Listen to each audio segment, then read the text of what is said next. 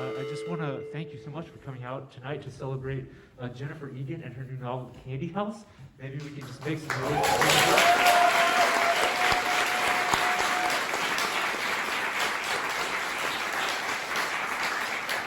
Thank you. So happy to be here in person. Thank you for being patient as we try to do this safely and responsibly to everybody. We appreciate you all being patient on the way in. My name is Evan Karp. I'm the events manager at Booksmith. We're an independent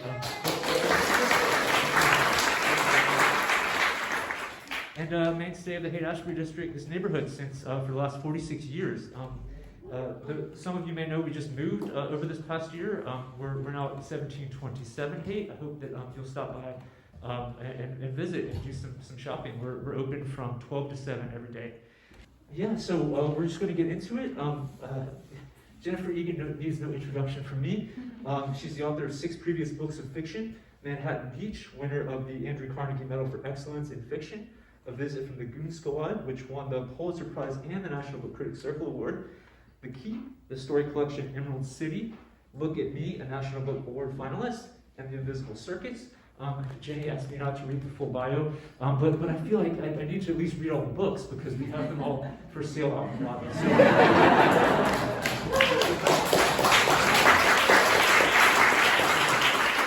Thank you all again so much for coming tonight. Please help me welcome warmly Jennifer Egan.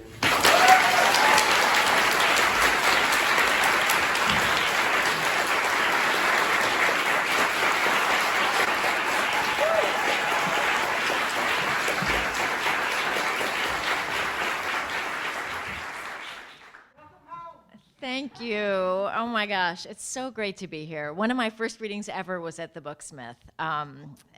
So it's great to be back. My brother went to this high school, so it's amazing to be here. And I just love being in San Francisco. And I took the train here from Chicago, 52 hours. It was amazing. I could not stop taking videos, and then I learned that Evan solved that problem when he took the same train by simply videoing the entire thing without interruption. So I'm going to just talk for a couple of minutes about how just offer a few thoughts about how I came to write this book. I feel like I never completely know. Then I'm going to do a reading, and then I really look forward to your questions and having a conversation, and then continuing that conversation, signing, personalizing, and all the rest.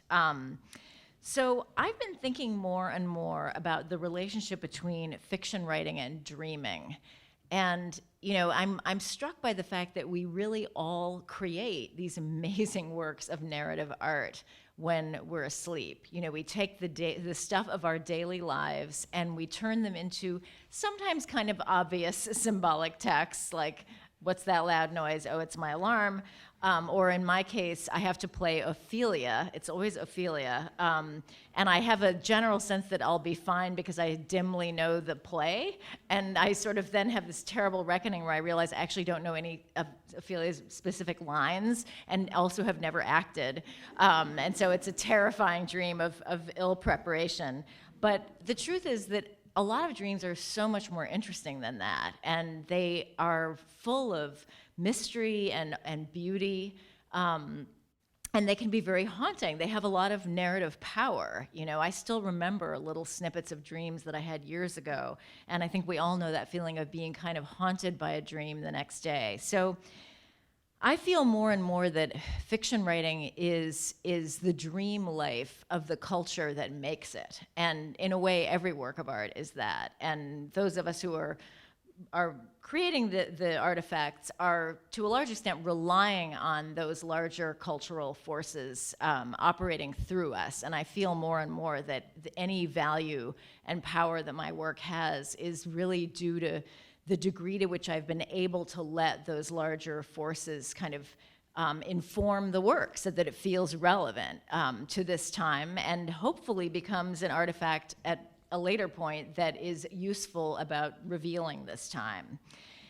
And in terms of making the stuff, I'm more and more aware of how much ends up in it without my conscious participation. And my whole writing method is geared toward unlocking my unconscious.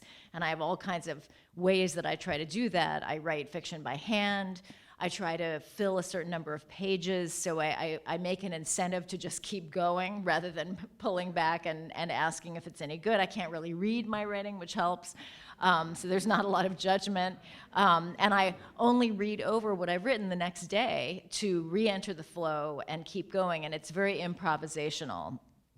But I do have a sense sometimes later, and even in the moment, of various very mundane and quite domestic elements that end up fueling fictional inquiry. Because I'm always asking the question, how can I do that in fiction, whatever it is that I'm looking at? And I feel like I really do know what one of the big impulses behind this book came from. So I'm going to just share that because it is pretty mundane. I mean, it is and it isn't. Actually, that's not true. It's inspired by what I would say is a great book, which is a children's book by David Wiesner. Some of you may know it. It's a version of The Three Pigs.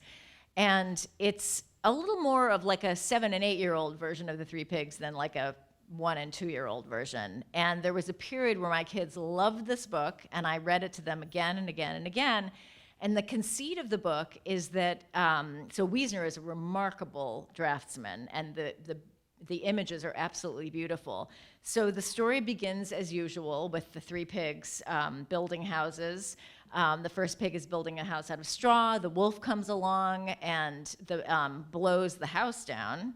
And the pig, to escape from the wolf, jumps out of the story. So the text proceeds as it would have. It says the wolf blew the house down and ate the pig up. But the pig is actually not there. The wolf is standing in an empty wreck looking under the doormat for the pig. So it's kind of funny because there's no pig. He's out of the story. And when the pig exits from the story, Wiesner draws him differently, more like a naturalistic barnyard pig, now that he's just a pig. And so the pig quickly rescues the two other pigs, and now these three naturalistic pigs are kind of running around in a kind of a metaverse, if you will, of possible stories that they could enter. And the next one that they enter is a cartoon-drawn book of nursery rhymes. And when the pigs go into that book, they look like cartoon pigs. And so they're visiting Hey Diddle Diddle, the Cat and the Fiddle. They leave quickly and they bring the cat with them. And the cartoon cat suddenly looks like a house cat when it pops out of this cartoon story. So you get the idea. They rescue a line-drawn dragon from a line-drawn book when a knight is coming to slay the dragon, and the dragon is now kind of warty and lizardy out of its book, looking like a naturalistic dragon, whatever that is. And there's a moment where the pigs and all of the animals are just wandering among this world of images, and these are all different books drawn different ways, and they're trying to decide what they want to enter. And I would read this, and of course with kids, you don't just read it once, you read it like 800 times. And I would just think, this is genius. It got better every time I read it, and I kept thinking, I have to do this with fiction. And I love the idea of creating a book out of chapters that feel like they're from different genres and trying to draw characters, at least sometimes, in a manner appropriate to that genre. In other words, to create stylized versions of some of these characters. So I did that sometimes, certainly not always. But that was a guiding principle that I had back, I think even before I finished A Visit from the Goon Squad. So having said all that, I am going to now read the first section of a chapter, which is actually not especially stylized, so it doesn't really illustrate my point very well. And then I'm going to stop and we can have a conversation. So this chapter it has two titles. One is A Journey, and the other is A Stranger Comes to Town. There are two different narrators, and each of them, in a way, has a different title because their stories are different. They have different points of view. Oh, God. All right. And the section I'm going to read is from Miles. My cousin Sasha had lived in the desert for 20 years before I discovered she had become an artist. I was looking at her kids' social media stories, as I often did with people I used to know, to see how they'd aged and try to gauge their happiness, when I saw a post from her son, "Proud of my mom," with a link to an article about Sasha in Art News. The picture showed dozens of hot air balloons suspended above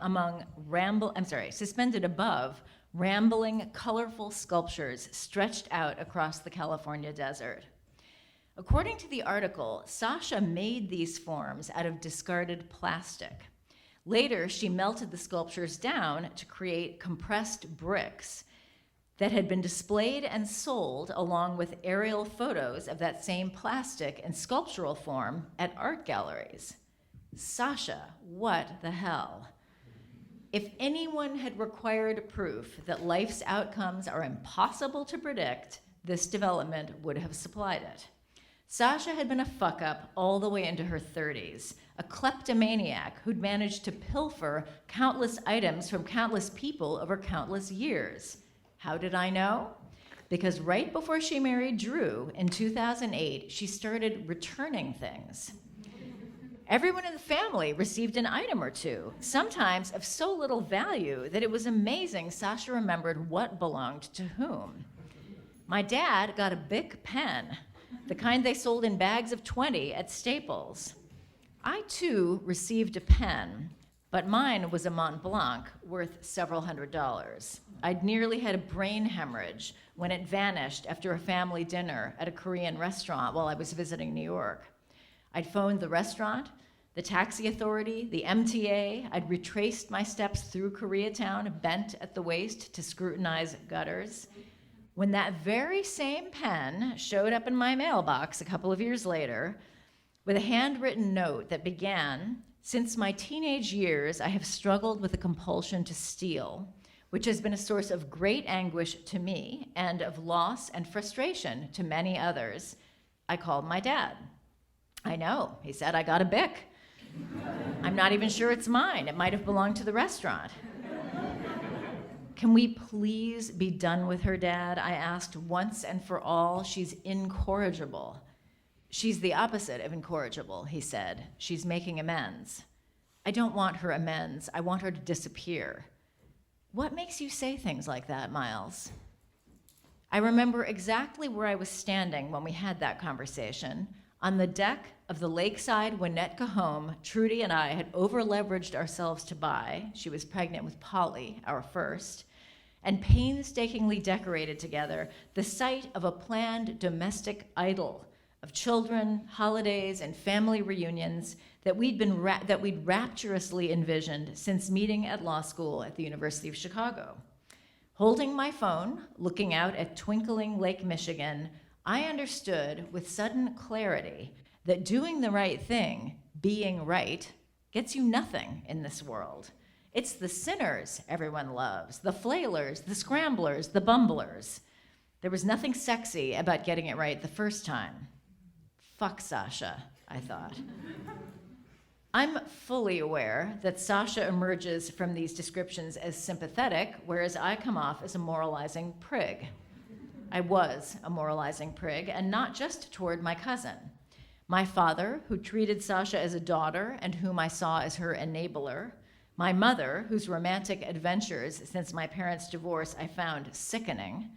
My younger brothers, Ames and Alfred, both of whom I deemed lost before they turned 25. No one escaped the roving, lacerating beam of my judgment. I can access that beam even now, decades later, a font of outraged impatience with other people's flaws. How had the human species managed to survive for millennia? How had we built civilizations and invented antibiotics when practically no one, other than Trudy and me, seemed capable of sucking it up and just getting things done? If anything can be said in defense of the person I was in 2008, the year Sasha made amends and Polly was born, the year I turned 30, it can only be that I was least forgiving of myself. Every move I made was aimed at harrying myself toward greater excellence. But certain things, like sleep, resist rigid control. In high school, my insomnia had made it possible to excel academically while also playing 3 varsity sports, working for a tree pruning company, and pleasing a finicky girlfriend. I bridged the gaps with peanut butter, which I ate by the jar, and teenage energy. But Polly was colicky, and by then I was the youngest partner in my law firm's history, and the workload was crushing.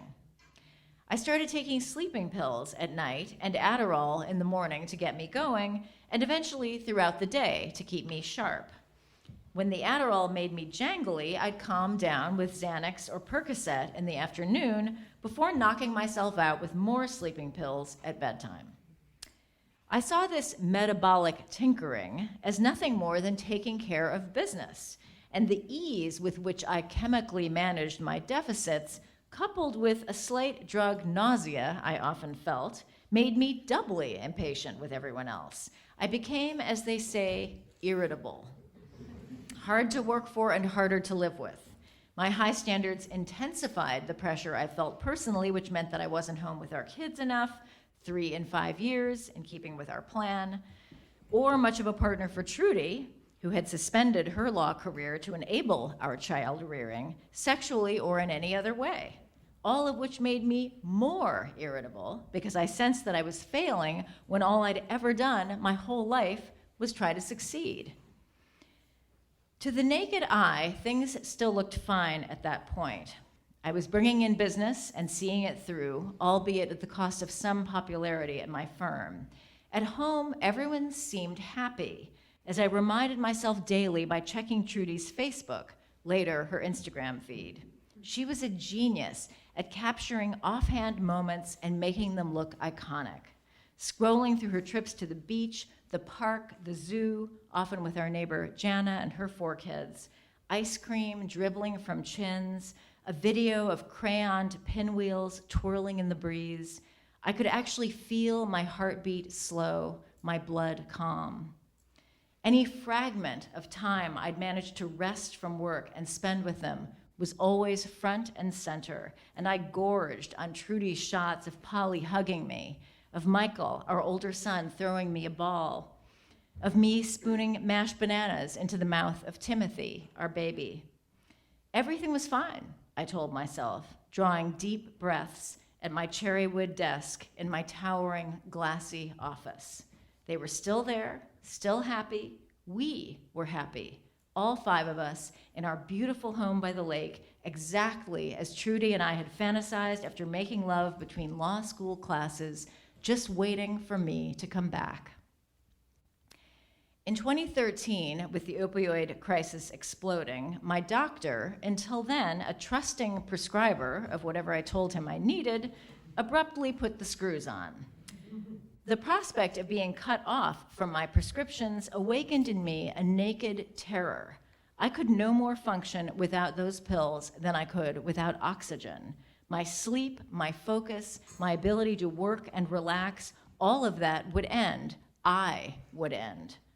With a sense of having swallowed a stick of live dynamite whose fuse was rapidly burning down, I lurched through actions that seemed alien to me even as I took them. First, groveling for my doctor to renew my prescriptions, then raising my fist at him and being dismissed as his patient, drawing skeptical looks from potential new doctors when I cataloged my needs. 2 sent me away with literature on treatment programs. Driving to pill mills in surrounding towns where doctors who looked more strung out than I was wrote scripts with shaking hands.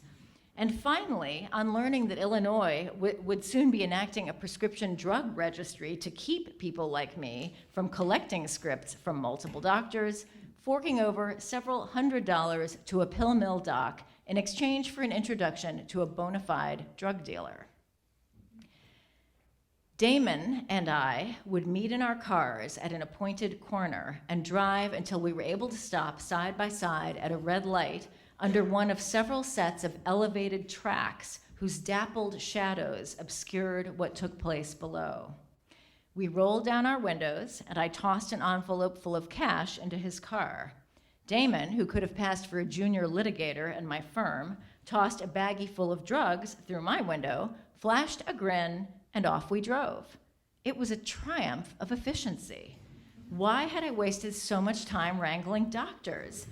Damon sold the same brand-stamped pills I'd been taking from the start, and I had enough disposable income not to have to economize by chopping and snorting them, much less resort to hideous, cheaper alternatives like crack or heroin. I might have gone on indefinitely like that, but for an unforeseen shift, the hidden life I'd been forced to cultivate seemed to open up a new secretive channel inside me. I began to look forward to meeting Damon on Chicago's moldering underside. Its rusted railways and exhausted yellow brick struck me as a more authentic substrate of the glass and steel towers where my lawyering took place. With Damon, there was neither pretense nor judgment. I needed drugs, he sold them. The thing itself, how often do we see it? Damon had clear skin, blue eyes, good teeth. He drove a brand new silver Nissan Rogue. There was something familiar about him, and I wondered if we might have met before in some other context. I wondered about the rest of Damon's life, even imagined trying to start a conversation with him in those few seconds when we both had our car windows down. I hadn't had a close friend since I fell out with Jack Stevens, and I found myself craving male companionship. Groping for a less transactional relationship with Damon, I texted him one Friday afternoon, "Plans this weekend?" He responded immediately, "Anything you want, bro." I meant you. Girls, parties, you tell me and I'll make it happen. "Thanks," I wrote. "Good to know." Apparently, it was hard to avoid a transactional relationship with one's drug dealer. Our neighbors were having a cocktail party that night. At one point, looking for the bathroom, I opened the door to one of the kids' rooms by mistake. Jana, the hostess, Trudy's friend, was snuggled in a chair with 3 of her 4 kids reading Puff the Magic Dragon. She grinned at me, embarrassed, and said softly, "They sleep better when I do this." I closed the door and then stood in the hall with my forehead pressed against it, my eyes shut, listening to her husky voice. Together they would travel on a boat with billowed sail. I'm aware that, in the telling, my love affair with Jana is hopelessly cliched, its components so familiar from Life or Lifetime TV that it could be written out mathematically. How to explain the enthrallment of living it?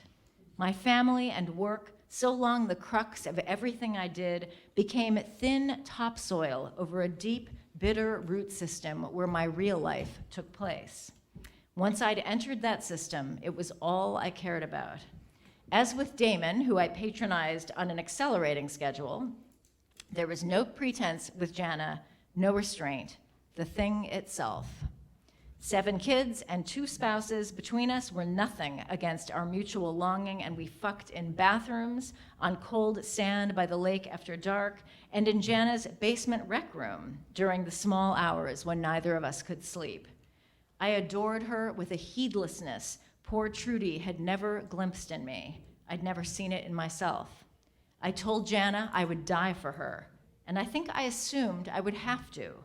For all the fervor of our passion, it was death-infused from the start.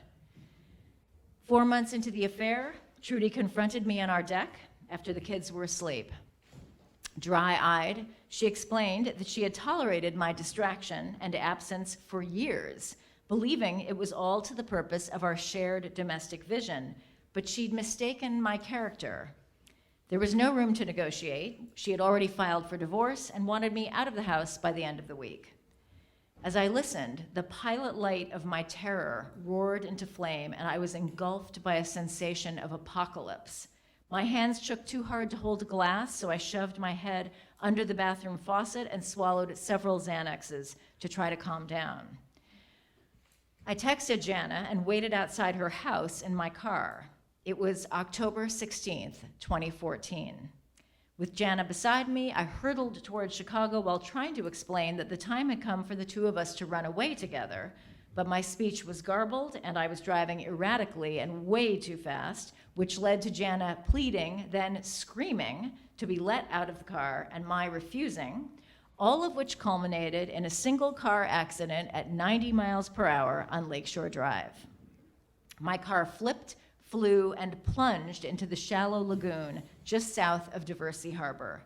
Mercifully, the water rose only to our chests and likely squelched the explosion of my nearly empty gas tank. But Jana's left leg was partially severed and crushed beyond repair and had to be amputated at the thigh. I have a metal plate where part of my skull used to be. My whole head aches before a rainstorm, and a taste of metal fills my mouth and gives me goose flesh. I never tried to re-enter my old life. In fact, with each year, 15 before Timothy went to college, I grew more incredulous that I'd ever lived it. I would gaze up at the glass office buildings in the Loop in a state of wonder. Had I really gone inside one every day, parked my car in an underground garage, doled out Christmas checks to security guards? When I passed my former partners on the street or associates I'd once hounded, I would duck and cower to avoid being recognized. But gradually, I found that with my longer hair and civilian clothes, the baseball cap I always wore to hide my metal plate, I was invisible to my former colleagues. No one gave me a second look, as if I'd fallen through a trap door into a parallel world. There seemed no way to cross back over. It was Trudy who drove to the Loop each day for work and made partner in one of Chicago's biggest tax firms. Trudy soon remarried, and I took over with our kids. She largely supported me while I slowly paid off my debts. Although Jana hadn't pressed criminal charges against me, she and her husband reunited and sued. I gave them everything and more in a negotiated settlement. I worked as a counselor in a methadone clinic not far from where I used to make my drug buys from Damon. My studio apartment was nearby, and as I walked to work under those same shadowy overpasses where Damon and I used to roll down our windows, I often wondered what had become of him. I didn't have to wonder, of course. Thanks to Own Your Unconscious, we can track down a person we've glimpsed just once in our lives. My dad was a big proponent of Own Your Unconscious when it first came out in 2016. He'd gotten to know Bix Boughton, who invented it. I had no interest in externalizing my consciousness to a mandala cube and revisiting my memories, or worse, filling in what I'd managed to forget. Still, my curiosity about Damon gradually wore away my scruples. Doesn't it always? If my life has taught me anything, it's that curiosity and expediency have a sneaky, inexorable power. Resisting them is easy for a minute, 100 minutes, even a year, but not forever. In the 13 years since Own Your Unconscious had been released, one of its ancillary features, the collective consciousness, had gradually become central. By uploading all or part of your externalized memory to an online collective, you gained proportionate access to the anonymous thoughts and memories of everyone in the world, living or dead, who had done the same. Finally, I caved and bought mandala's, "Hey, whatever happened to?" The process was frictionless, as promised. 30 minutes with electrodes attached to my head as I closed my eyes and pictured my interactions with Damon, thereby releasing those specific memories to the collective. Then a 20-minute wait while my content churned in the collective gyre, searching for facial matches.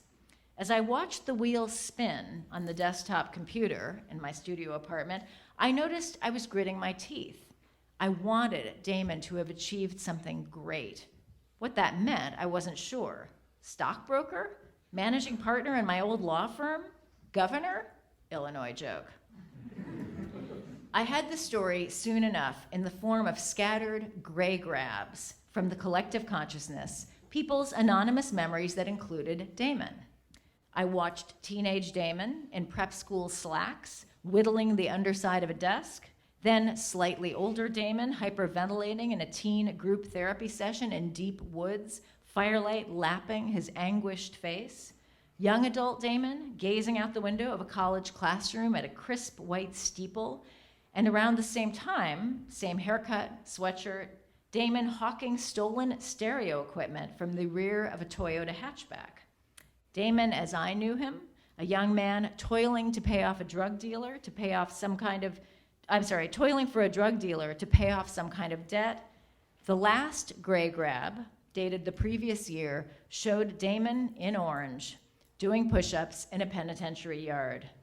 The smile he sprang at the anonymous viewer was the very same I remembered seeing through our open car windows.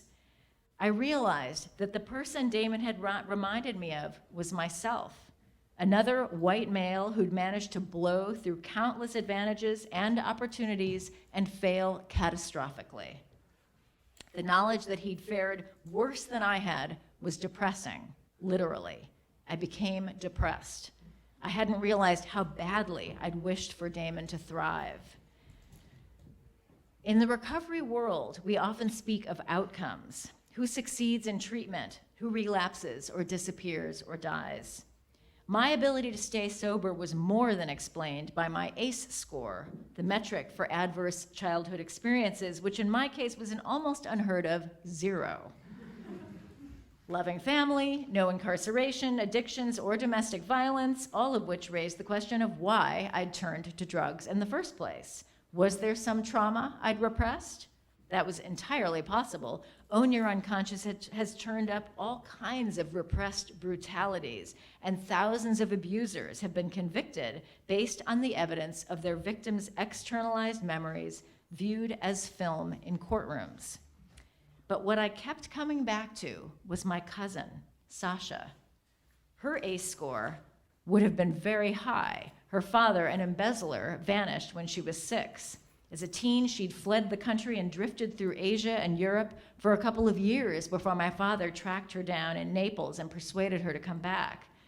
I saw now that Sasha's stealing was an addiction, like my own. Yet she and Drew were still married, and their kids, even the boy, Lincoln, whom I remembered as being impossible, were reportedly fine. How had Sasha done this? Curiosity. I had to know. So I asked my dad to put me in touch with Sasha and wrote to her out of the blue, asking if I could come to San Bernardino County and see her sculptures. And she wrote back more graciously than I deserved and invited me to visit. I'll stop there. Thank you.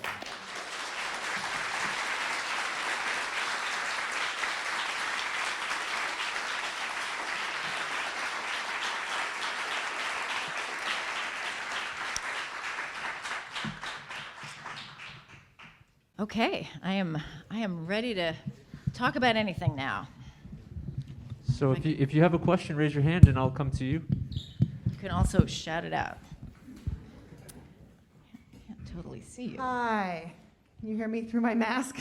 I do. I have heard you describe your writing process, and not that you've ever recommended anyone else adopt it, but I was always intrigued by, I always wanted to know a little bit more about what happens between the first draft that you handwrite and then you type it up and then I believe you feel despair and then you figure out what it is supposed to be, sometimes with an 80-page single-space synopsis.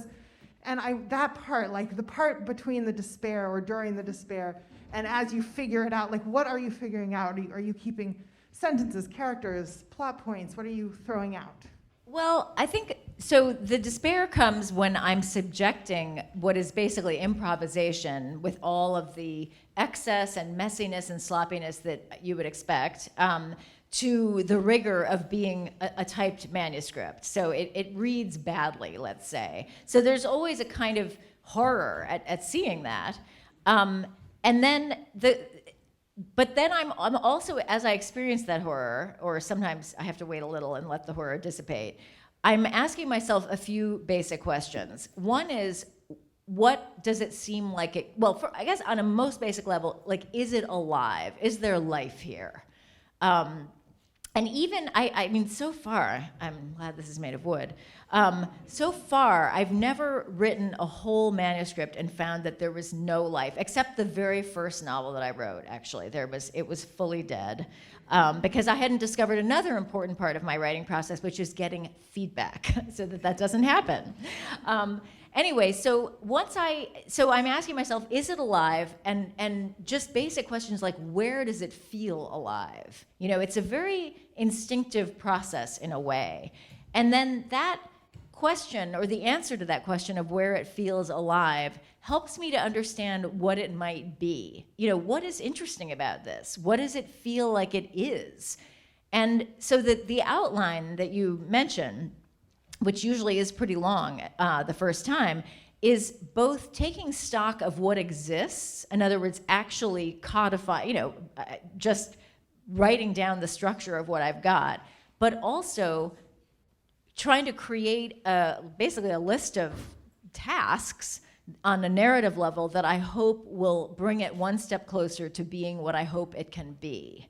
So that's a period where I get extremely analytical, because I know that in order to execute these instructions, I'm going to have to hopefully get back into the more instinctive state. And so I need my marching orders so that I have this really very carefully constructed list to guide me. And then I begin revising, usually by hand on hard copies. But sometimes I'll do a draft just looking at the screen. My judgment isn't as good, but it is faster than having to actually type in changes and spit out a new draft. And usually to execute an outline, I'm usually writing between 8 and 10 drafts of each chapter to kind of push it forward until it checks the boxes I've said I would check, and then I move on to the next one. Eventually I have a full draft again. I read it through, and I make a new revision outline that is, in a way, asking the same questions, but we're getting a little more refined here in terms of what it seems like it could be and what specifically I need to do to get it there. A couple of other elements are a writing group that I rely on very heavily at every phase of the process, both to help me know if something is alive, to help me know whether the voice I'm using is serving the material. It's a very important question for me because my books are so different from each other that sometimes I bring with me an inappropriate voice from the previous book, which is really unhelpful in dealing with the new material, and they help me weed out those unhelpful tendencies. But it really is a kind of dialectic between analysis and instinct. And I will just mention that I've tried to really open this up and reveal it a little bit on my new website, which lets you look at the first page of every chapter in The Candy House as it's published. And if you hover over the first paragraph, it peels away to show you a marked up manuscript page of the same paragraph. And if you hover there, it peels away and you're looking at the first draft that I wrote, usually dated with a note of the number of pages I filled, because I always do that. I try to fill my 5. And in several cases, because I had a lot of false starts, you can keep going into failed prior efforts. You know, I guess I'm hoping my handwriting is bad enough that people won't really take note of how crappy some of this stuff is, but I do feel an instinct to just show it, because I feel like there's a kind of, sometimes a little bit of an intimidating aspect to a finished book that really hides its messy origins, and I have a wish to reveal them for some reason. So check it out if you're interested. I feel like that answer merits a round of applause.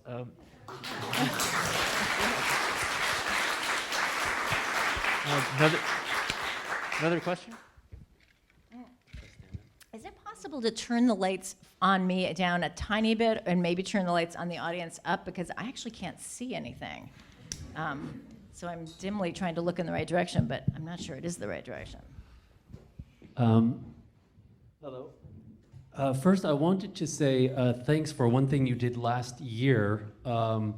You remotely zoomed into a lit class with Professor Krasny, which I was attending. Oh, yeah, that was fun. I love doing that. But that was super cool for you to just, guest speak at a SF State class for some random lit students. I actually do that often. I so vehemently want literature to become the default undergraduate major again. I feel like we have really, I mean, no offense to anyone who was a business undergrad, and I teach at UPenn, so believe me, I know from business undergrads, and they're the best and the brightest. It's so hard to get into Wharton as an undergrad, but they should be reading. They should be reading literature. I believe it strongly and firmly. So I love to visit classes because I want to support the system and you know, do my part to make this a rich experience for students of literature. Yeah, thanks. And also a question. While you were reading, one phrase that kind of randomly jumped out at me was collective gyre.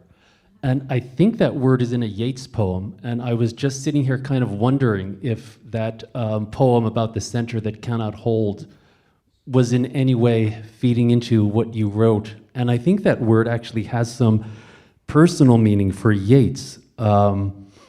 But I was curious if any of that had anything to do with what you wrote, or what that term collective gyre means in your own terminology and book. Well, I mean, I'm sure that I think I was consciously thinking of Yeats. I'm not sure, did he say collective gyre? Kind of hope not. That's a little too close for comfort.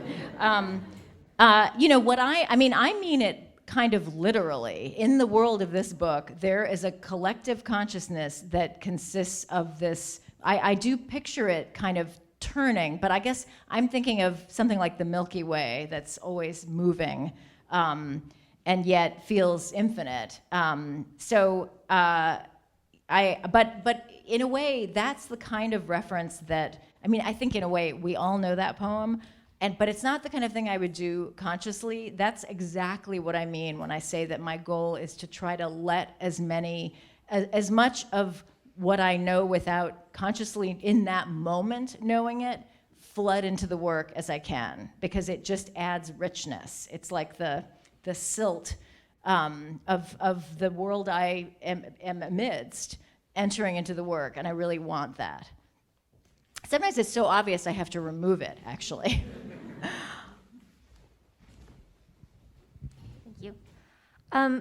So I had heard you talk about Visit from the Goon Squad a long time ago, and you had said in the last chapter that it was sort of you were predicting future technologies, and had actually some of them had come to fruition before the book was even finished, really. For this novel, do you feel like it's sort of the same predictive, or do you think that this is a little bit more like almost on a fantasy level, something that you don't think is going to happen, but you're playing with?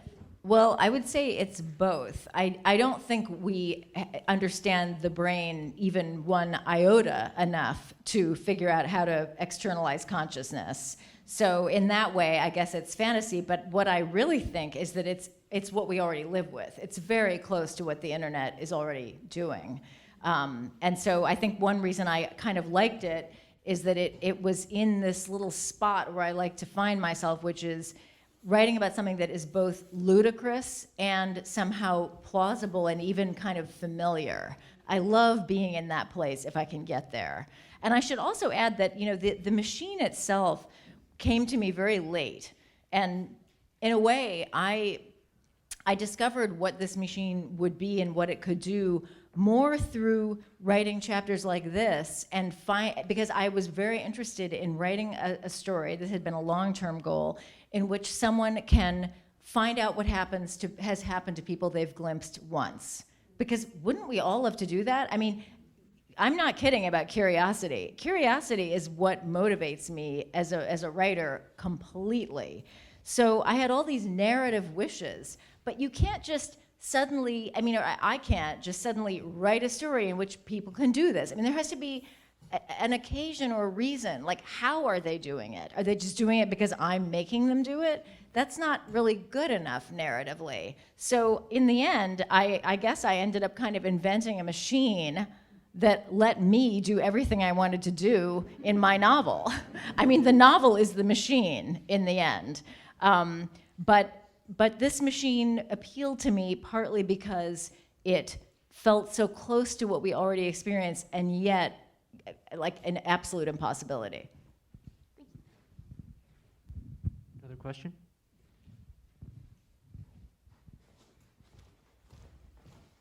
You're all so well behaved. You talked about looking at your writing after a first draft and seeing where it's alive and where it's dead, your word. And I was reminded of something I heard George Saunders say in a talk he was giving, where he said he really abhors violence, but whenever he writes violence, it just lights up the narrative. I'm curious what your thoughts are about using violence in your fiction. That's so interesting. I don't have a strategy for how to create life in my narratives. I guess I think of it more, I mean, someone pointed out to me today that there's very little eroticism per se in this book, a kind of a departure for me, you know? I tend to have sex in my books. There's none in this book. And I was thinking, well, that's so interesting. I hadn't actually thought about it, except in the context of like, so-and-so is getting me to sign a book for their 12-year-old. Is that a good thing? Should I put a warning? And I was thinking, you know, for this one, not as much as I normally would. So I can't say, I guess my answer is certain things get me to that heat I'm looking for in certain contexts, but it's not like I can count on a particular kind of action or situation in fiction to do that. It's completely project-based and contextual. And maybe that's but George's work is also, you know, each work is so different from all the rest. I guess my answer really is no. I don't think that there's anything I could approach knowing it would just light up the work. I wish there were. Believe me, I'd be doing it every time. But almost to the exact contrary, what does that in one context will not in another. And the challenge for me is to find the heat in each individual situation. And I'll also mention, you know, I have a number of readers who are really helpful to me. And one of them is here, I hope she won't mind, Genevieve Field, amazing editor, amazing writer, and an absolute necessity for me in my creative process. And I actually remember your comments about this chapter, Genevieve. Genevieve's reading actually changed what I read to you to some degree, you know, in ways that might seem small, but the goal was to get deep, to get to the emotional intensity of it and the emotional experience of Miles in the most immediate way possible, because he's a very controlled person, and so the narrative challenge is and he's narrating in the first person, how to use his restraint and still reveal the fear, the pain, etc., the tension. So I guess, you know, the answer really is there's nothing I can count on for that except what the work itself suggests and requires. And I find that first using instinct, but later by finding out whether what I'm trying to do is actually what I'm doing, because the two are often not the same. And I can't know that. I mean, I mentioned the first novel that I wrote, which was flawed, you know, drastically by a very simple fact, which is that I had written a first draft and typed it up, and then I stopped there. Well, you know everything that's supposed to come after, so you can only imagine. But, you know, a manuscript looks terrific sitting there in a nice, neat pile with a title page, and you think, wow, it could be great. And I was thinking that too, not quite knowing what was in it. And so I've really learned that I need feedback. It's an essential part of my process, and that's how I figure out what is alive and what isn't, as well as the deepest thing, which is just where do I feel that excitement and heat.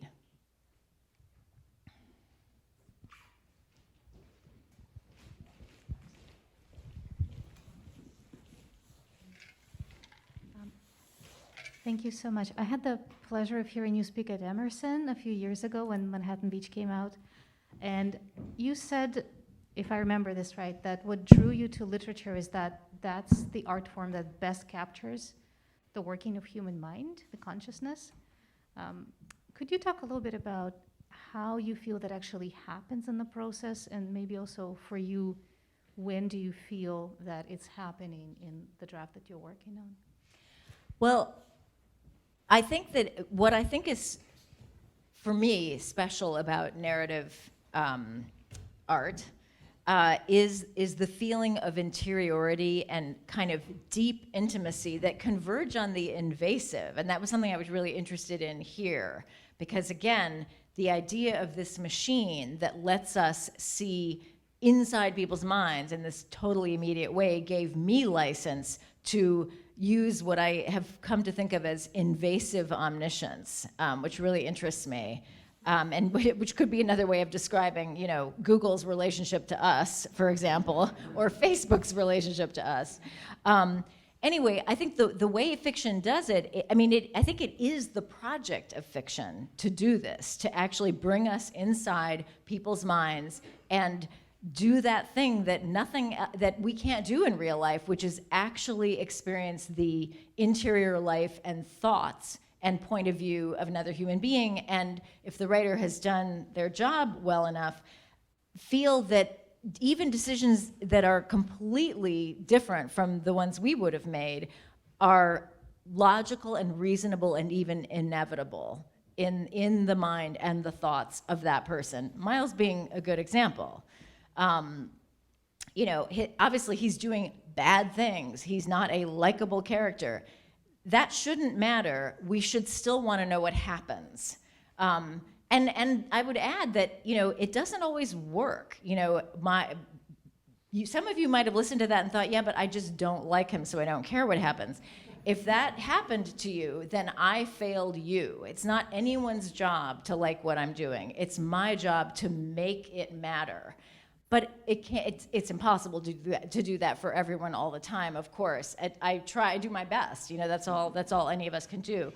But I do think that we crave that access to the interior of other people's minds, and it fuels a lot of practices that don't actually give us that access that we crave. Anything image-based is not doing it, because we are starting on the outside. We're not in, we're out. There are various ways of performing interior life, and I'm really interested in streaming for that reason, like watching my son watch video game players play video games and talk. At first I thought, okay, he's lost it. Like, we're on a meta level of craziness. It's bad enough that he wants to play the games, but now he wants to... But then I suddenly thought, oh my God, I understand exactly why this is so exciting. We feel like we're inside this person's mind. It's very easy to forget that it's totally performative, as everything is when we're looking at a picture and hearing someone describe what they're thinking. So the very absence of images and the use of language, which is deeply intertwined with our thoughts, to enter into another thought system and perspective is what I think of the job of fiction as being, and the thing that makes it special and that has made it last this long, and hopefully, for longer.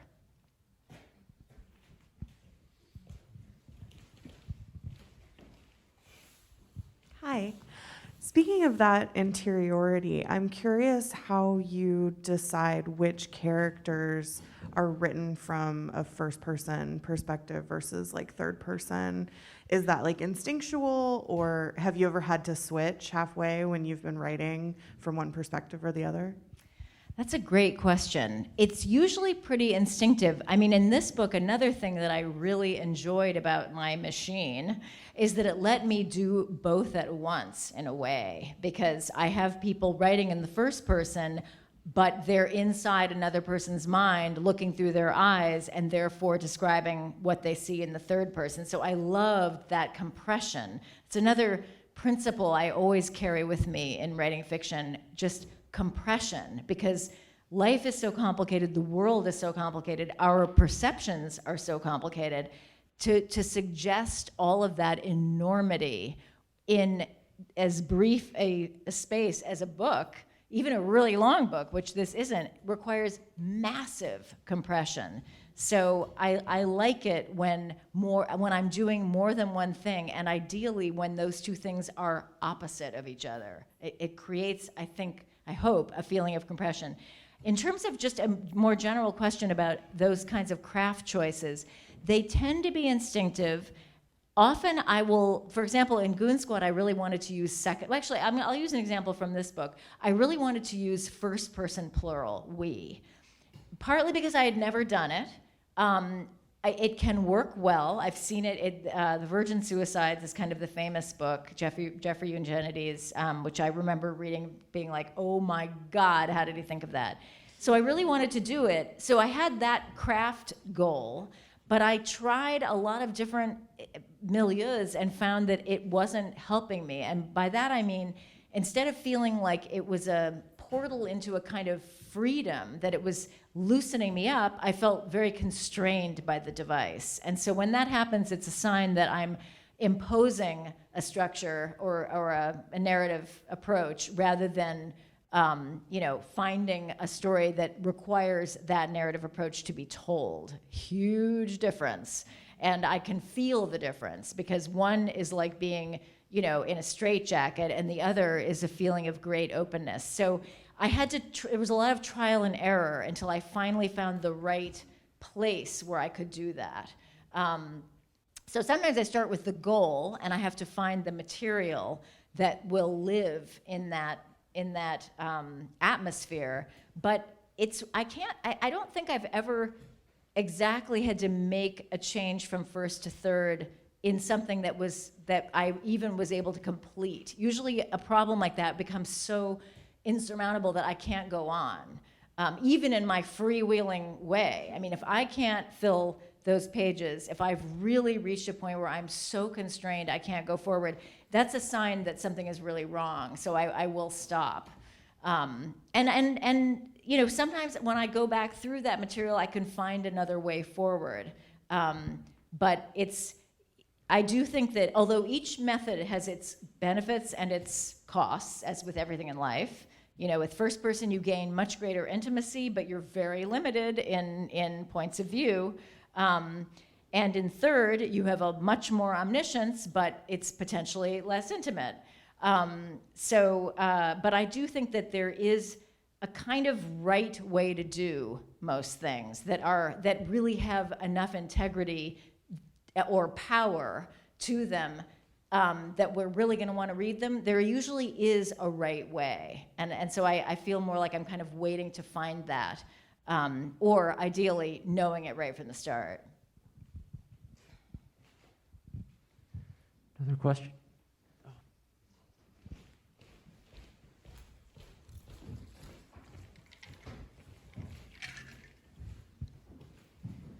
Jenny, I've been wanting to ask you this. I heard you on the radio, and you were talking about the influence of music on this book in particular, and you were talking about Patti Smith and how her music has influenced your writing, but the interviewer didn't really get into the nitty-gritty of that with you, and I was really curious if you could give us an example of where a certain musician, whether it's her or somebody else, has kind of where you felt you were sort of channeling a musical style in your writing, or where that kind of came onto the page. Well, Patti Smith, it's almost hard for me to talk about her because she was such an icon of my teenage years here in San Francisco, and I actually went to see her live once, which was a high point of my life, I think. And I think as much as anything else, she was just a figure that I admired. I loved her brashness and she was just so badass. I loved that she was a female and yet tough, and there's a very narrative quality to her songs because in fact she began as a spoken word poet. And so certain songs like Horses, which is probably my all-time favorite, it's extremely narrative. She's telling a story. It's a little bit hard to know exactly what's real and what isn't, but it's riveting as a narrative. So all of that is exciting to me, but I'm not sure that it has directly influenced me. Maybe a better example would be a particular song that I think really did influence this book, which is called Paper Boats by the indie band Nada Surf. And I think and long ago, I listened to this song and I put it on one of my endless numbers of lists that I keep of things I want to try to use in fiction. It's an endless list. And I sometimes forget these things and I have to go back and look again. The thing that I love about Paper Boats is that it sounds like a regular, I'm terrible at talking about music, by the way. Don't play an instrument, can't read music, not good at talking about it, just warning you.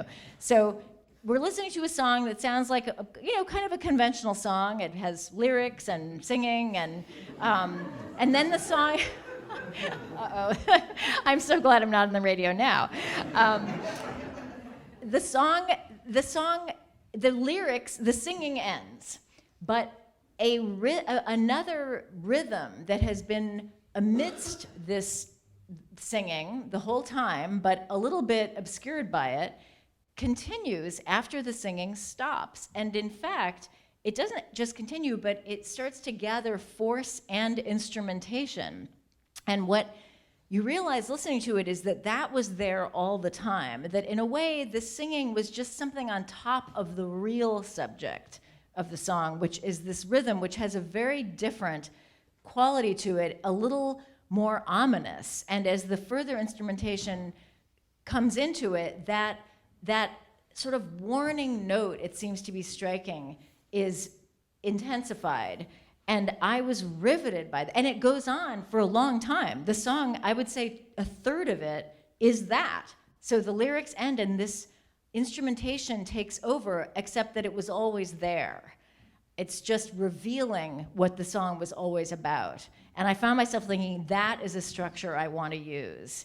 And I don't know, first of all, I don't know if anyone can judge whether I did that, because I'm not sure I described it well enough for even make the comparison. But what I was thinking about was having chapters that related to each other in that way, so that an element, whereas Goon Squad is more specifically about seeing a person or hearing about a situation and then plunging into it, I like the idea that a more subtle rhythm that we may not be paying attention to asserts itself and actually dissipates the earlier story with something very different that feels texturally different.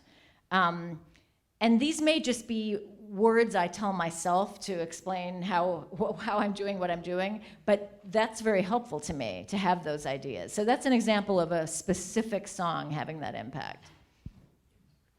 Wonderful. There was a question over here. Yeah. I was actually going to ask the music question, but was there any other media or art that was sort of in your orbit when you were writing this book? Well, I often am thinking about a lot of different media and asking myself how I can use it for fiction.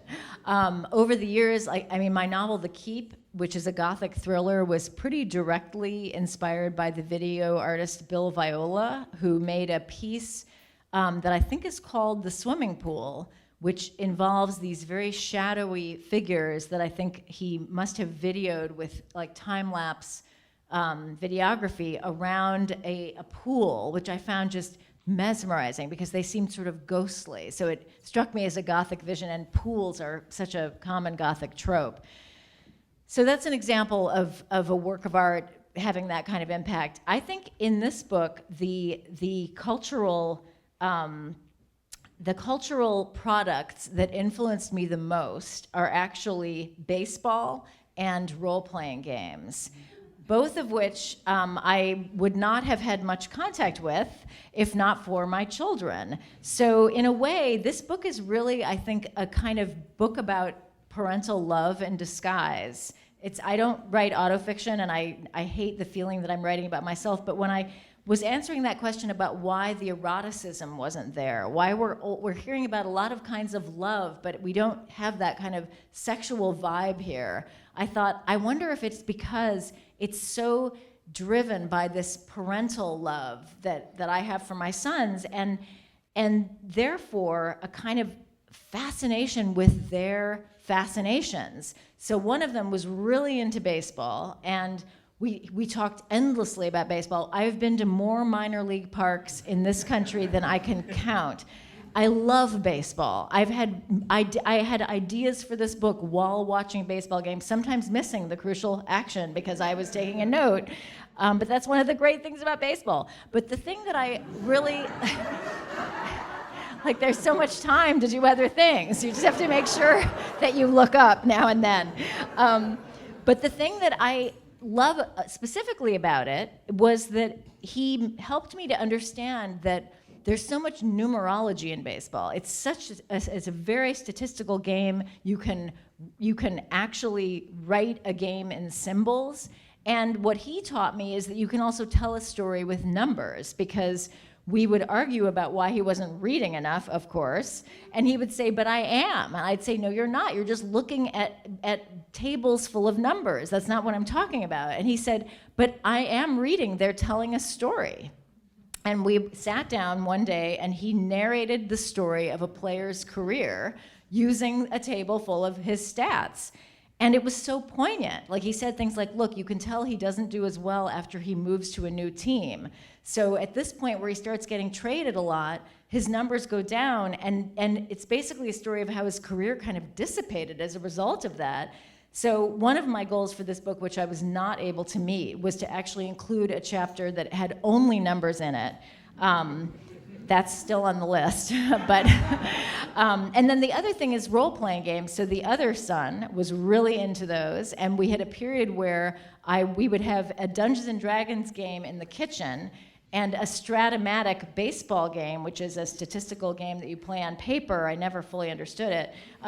Somewhere else, each with their own friends, and I would bake for them every week, which meant that I was eavesdropping on the Dungeons and Dragons game, and I became so fascinated with that mode of storytelling, especially the way numbers figure enormously in it. It's such a quantifiable way of creating a world, whether it's the graph paper and the number of spaces a character can move, but also character creation by rolling a dice and ascribing qualities to numbers to various qualities, which then result in a creature with strengths and weaknesses, just like us.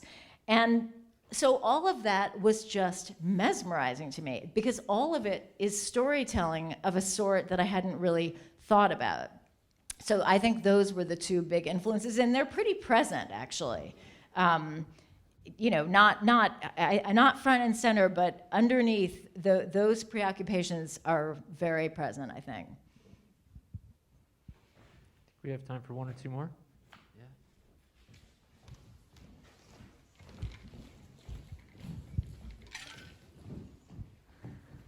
Hi, I teach high school. I teach juniors literature and history, and I think some of my goals for teaching is for students to find joy in complex characters, to play with language, and then also to learn that everything happens through the revision process. And I find that very challenging because it was drilled into me, and I don't love to be the drill sergeant. But I'm wondering if you could talk about when you found value in revision, and whether it was through your writing process as a young person or through relationships with mentors or peers. Well, I did not get an MFA, so I didn't really come through a teaching system so much. I think the lesson of that first novel, which was unrevised, revealed to me that unrevised, my work was just non-functional. I mean, it was not functioning as fiction. So for me, revision actually is writing. And it's incredible to me to think that, I mean, Graham Greene allegedly wrote a perfect page every day, and that amounted to a book a year, and his books are absolutely amazing. So more power to him, and started drinking at lunch. So a perfect page every morning.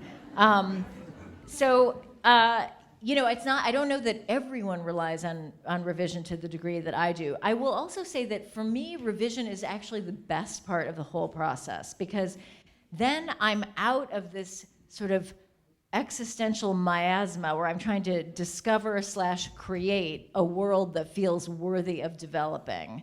And now I'm problem solving, which is a joy, because every step makes it better. And some of that, it's not, I mentioned the writing group and my various readers, but a lot of this is happening before I even get to that point. I am reading and finding things that I want to change, and I find it really irresistible to keep working when I'm in that mode, because the feeling of making it better is so great. And the fact that I write by hand is really helpful, because I can do it anywhere. I mean, I have edited manuscripts in elevators, on escalators, almost had my first kid at home because I was busy trying to revise while in labor. So it really is a pretty delicious process. And I guess that's the challenge, is to make people feel that delight of actually making something better. That's my happiest time, when it's still mine, it's still kind of a secret, I still have wild hopes for it, and I know I'm making it better. It's really so joyful. Thank you. I see someone back there.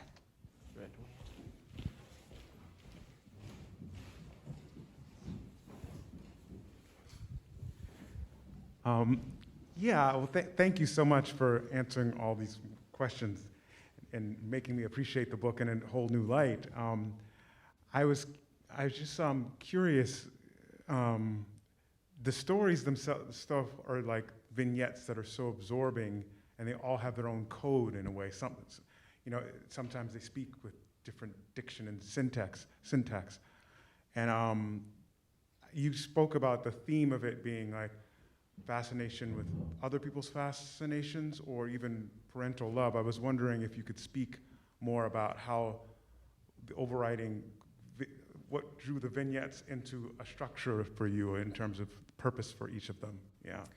Well, as with Goon Squad, it's in a way, it's very much of a bottom up and not a top down meaning system. I'm not saying this is what I am going to do, and here's how I'm going to do it in these individual pieces. It's much more writing instinctively, seeing what I've got, and then trying to understand from it what it is about, and then kind of lean into that and do that better. So my friend Sarah Z, who's an unbelievable sculptor whose work I adore, has a phrase that I really agree with and that I find very helpful, which is the work makes the work.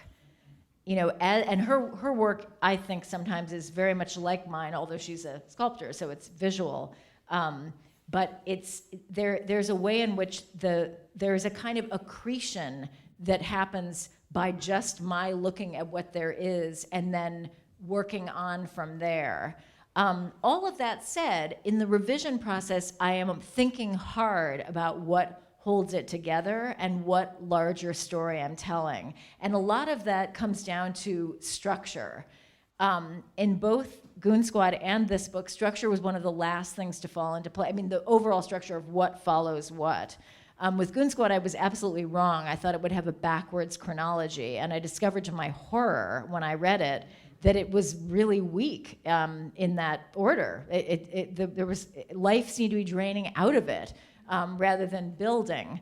And with this, I puzzled over how exactly to structure it. I knew that curiosity would be one of the driving forces. In other words, the simple question of, having read X, what will be the most fun to encounter? That's kind of the basic question that I'm asking. But there are a lot of other factors as well. We have to have familiarity. There has to be enough of a connection that we understand at least why we're reading this chapter.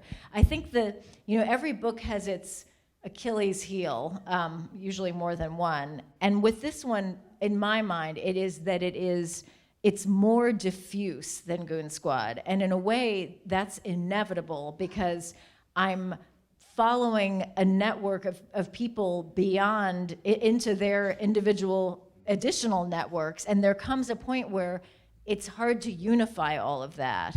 I felt like, in a way, that is why the machine is a part of this story, why it felt essential, because it's the thing that explains why this book exists as it does. But when I think about if I wanted to pursue this world further, I would have to really figure out a different way, because simply moving beyond this larger circle into yet a larger circle and expecting that to cohere into one book, I don't think that would work. So I would have to take a very different approach, which is kind of exciting, because in a way, I wouldn't want to keep doing it the same way. I don't know if that answers your question, but I hope so. I feel like we could like Jenny would wisely and generously hit back all of our curveballs and split finger fastballs all night. But maybe we'd take one more and then start a signing line. Absolutely, and I'm Yeah. also happy to keep the conversation going in the signing line. Do we have one more question? Yeah. I guess this is related to what you were just speaking on, but it felt in reading The Candy House like kind of encountering old friends from Goon Squad, and so I was curious about what made you choose to dig into a certain character more. Did you miss them from the other book? Were they bugging you? Were you, was somebody just, I don't know, I felt some kind of love for certain characters and frustration with some, and so what inspired you to kind of give the story and the voice to certain people? Well, it was a combination of things. You won't be surprised to hear that some of it was instinct, since that's kind of my universal answer to every question. But it was more than that. I think what drew me to certain people, first of all, I didn't want to write deeply about people I had written deeply about before. Although I realize, as I say that, there's a real exception there. There's one family unit that I revisit deeply, and that's Lou Klein and his various children. I think there are some personal reasons for that, probably. I think he reminds me in some ways of family members of mine, and that moment of child rearing and divorce and chaos in the 70s was something that I really experienced. There's a lot about his son, and I had a brother that I really adored, who was troubled in many ways, but also just a wonderful person. So my life does leak in there, hard though I try to keep it away. So I think that family unit interested me, and I think so part of it is not wanting to go deeply into people that I already have touched on deeply, but I think the difference with Lou and his family was that we haven't really seen him as a parent much at all in Goon Squad. He's kind of a Lothario. He's really an abuser. I mean, he seduces a high school student and totally derails her life and his marriage, and his kids are in chaos. We know that his son commits suicide. We find that out in Goon Squad. So, we've seen him as a kind of homewrecker, and I love the thought, and this is another guiding principle, I love the thought of taking someone who appears to be a certain kind of person, a stereotype basically, and then just zooming deep inside their own mind or just revealing them in a different way, because we are all so many things depending on who sees us. And certainly the parent-child relationship is one that is so radically different in terms of how they see each other than relationships we have out in the world with people we meet along the way. So I guess I wasn't done with Lou for some reason and his family. They ended up being really important. But other than that, it's mostly people who either we know nothing about them, we've heard them by name only. That's the case with Miles. We never even meet him in Goon Squad. People who make brief but intriguing appearances, at least intriguing to me. That was the case with Bix Boughton, who invents the consciousness cube. Sometimes it's people who make brief appearances and seem very opaque. And again, that's kind of an invitation for me to open up that opacity and find out what's behind it. That would be Lulu, who becomes a spy. So there are reasons in each case. There are also people I tried to write about it and couldn't. There are these attempts that don't work out in both books. So, there are people I'm still interested in getting to, but I think that the biggest temptation is the feeling that we know them and that they're limited and shallow. And I feel like, yeah, that's just a measure of how far away we are. Let's get closer. Let's see what's really going on in there. And there are a few people that I'm already thinking that way about, so we'll see what happens. Thank you all so much.